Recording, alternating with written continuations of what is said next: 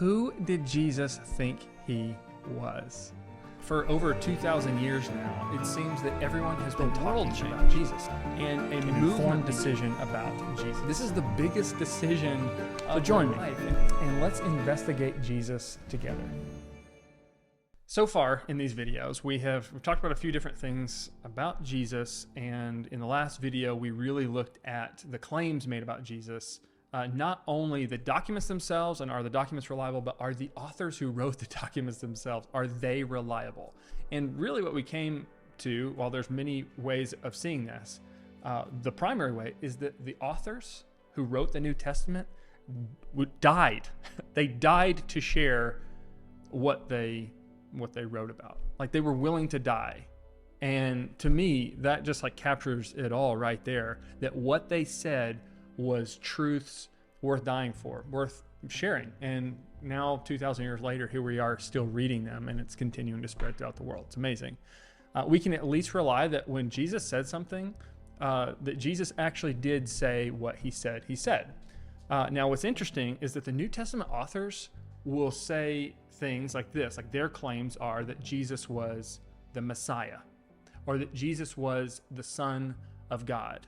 What's interesting is that Jesus never stood up in front of people and made any type of announcement that said anything like, hey, everybody, I'm the Messiah, or hey, everybody, I'm the Son of God. He didn't do that. Interestingly, though, he did have some more private conversations where people said, this is who I think you are.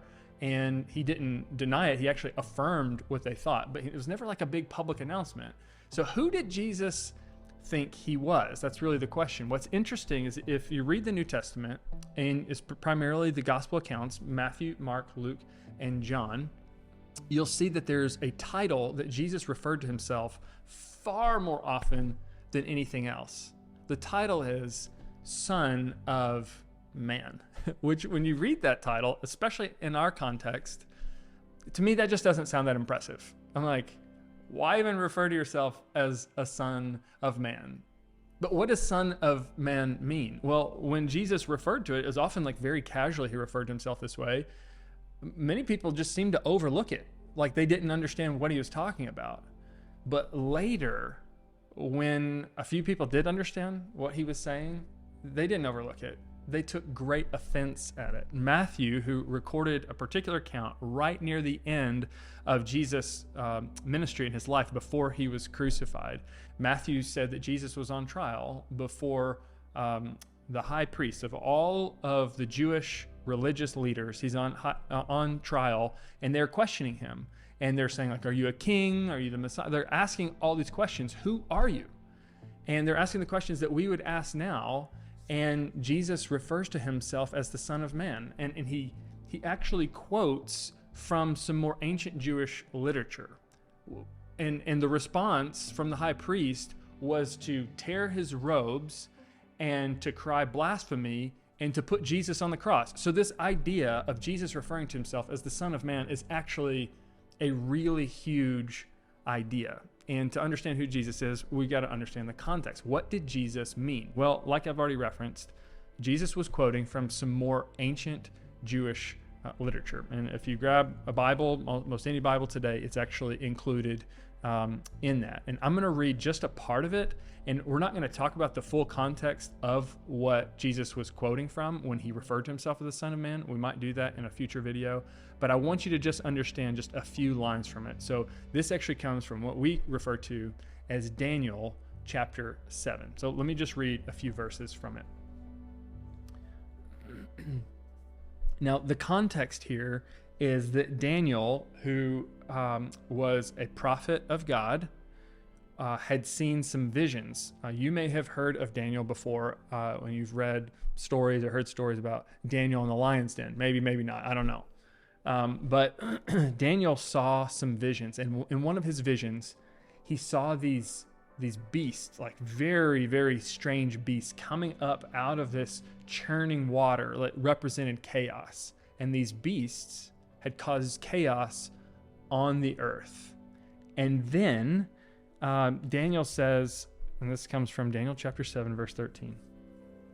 I saw in the night visions. I saw in my visions in the night. And behold, with the clouds of heaven, there came one like a son of man. And he came to the Ancient of Days and was presented before him. And to him, to the Son of Man, was given dominion and glory and a kingdom, that all peoples, nations, and languages should serve him. His dominion is an everlasting dominion which shall not pass away, and his kingdom is one that shall not be destroyed. It's very interesting. So again, I don't want to go into the full context of that, even though it's super fascinating. I encourage you to read it and look into it. What Jesus is saying when he refers to himself as the Son of Man is, I'm a king. I'm not just any king. I'm a king of all kings. I am the one that God, the creator of heaven and earth, is giving authority to here on earth. Now, that's what Jesus believed. That's who Jesus thought he was, that Son of Man from that vision. Now, we know, you and I both know this, that anyone can claim anything, right? Anybody can claim anything they want to. Anybody can say, I'm this or I'm that. But oftentimes people who speak kind of crazy things, which this might have sounded kind of crazy. No, that's not what the high priest thought. They thought it was blasphemy, but we might hear like, oh, that sounds crazy. Jesus thought he was like this person from some vision. Anyone who speaks crazy things either gets dismissed totally as a crazy, they're crazy, don't pay attention to them, or they get locked up. And Jesus said some crazy sounding things, maybe even more crazy sounding than what we just read. For example, John, who was one of Jesus' disciples who followed him around, John remembered a time when Jesus was standing before a crowd and actually said, anyone who does not eat my flesh or drink my blood has no life in them. And all of the crowd at that time thought, that is gross, and I don't know what you're talking about. And many of them left, even his own disciples. John himself actually wanted to leave. It's a really fascinating story, and it's really a metaphor. And we'll get into more of this again later, because I know this can be a lot to take in any one sitting. But the idea is that Jesus is this Son of Man who has authority, and that he has come down to trade places, that he is like bread that's come down from heaven.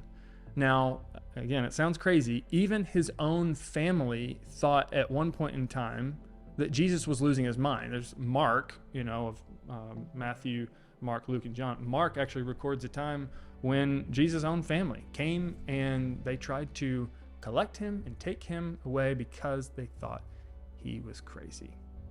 But one claim of Jesus proves either the truth or the madness, the craziness of all of his other claims.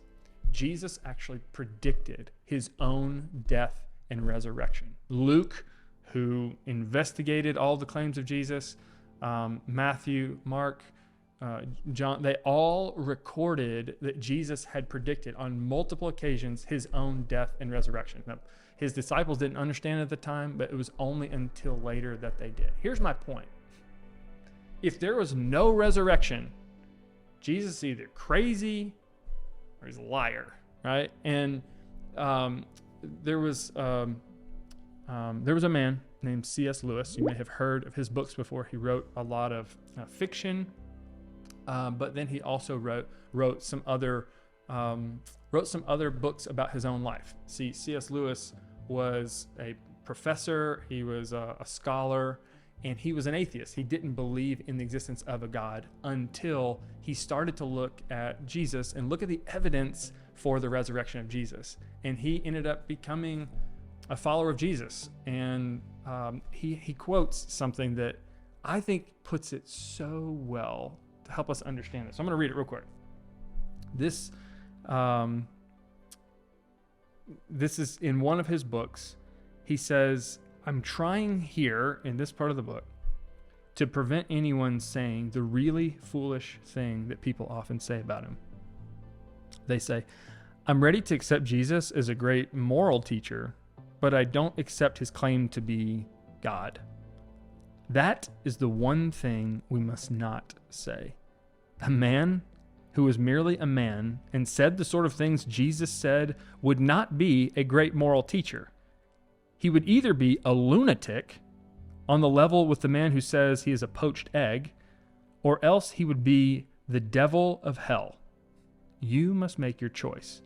Either this man was and is the Son of God, or else a madman or something worse.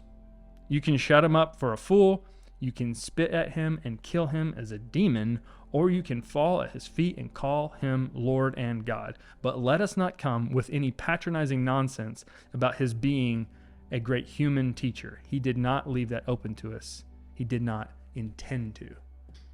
You see, Jesus claimed too much. He allowed others to make too much of him. Some have taken that quote and they have synthesized it down in a really memorable way. Jesus was either a liar, a lunatic, or he was the Lord because of his claims, because he did not deny it when people called him the Messiah, because he did not deny it when people said he is the Son of God, and because he outright claimed to be the Son of Man, the King who has received authority from God over all of heaven and earth. It's amazing. And here's the deal. Jesus left it open for you to draw your own conclusions. So what do you say? Well, for me, maybe for you, it all depends on the evidence for the resurrection, right? If that's the claim that Jesus made, that then substantiates all the other claims. Like if somebody predicted their own death and resurrection and pulled it off, well, we should go back and listen to all of his other claims, right? So what evidence is there for the resurrection? We're going to talk about that in this video right here.